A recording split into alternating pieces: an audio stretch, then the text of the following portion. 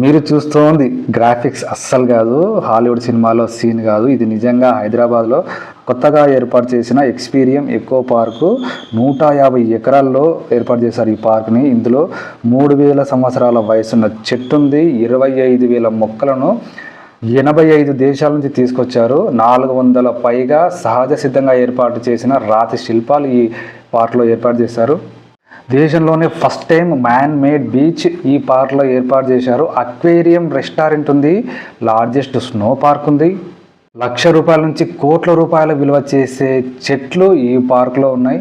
దేశంలోనే first time 4 డైరెక్షన్లో ఉండే జిప్ లైన్ ఈ పార్క్లో ఉంది. 10,000 మందితో ఫంక్షన్ చేసుకోవడానికి కన్వెన్షన్ సెంటర్ ఉంది. అతిపెద్ద రిసార్ట్ పార్క్ ఉంది.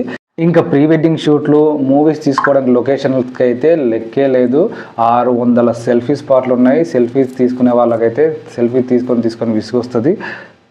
మరి ఇంత పెద్ద పార్కును ఏర్పాటు చేసింది ఎవరో తెలుసా? ఆయన పేరు రామ్దేవ్. ఈయన 25 సంవత్సరాల విజన్. ఈ పార్కు 12 సంవత్సరాల నుంచి కష్టపడుతూ 6.5 సంవత్సరాలు పట్టింది ఈ పార్కును టోటల్గా ఏర్పాటు చేయడానికి. ఈ park location Chilkur Balaji temple దగ్గరలో పొద్దుటూరు విలేజ్ శంకర్పల్లిలో ఉంది. ఎంట్రీ టికెట్ వచ్చేసి ప్రస్తుతానికి ₹1,600 పెట్టారు. ఇంత అద్భుతమైన పార్క్ చూడడానికి వెళ్ళిపోదామా?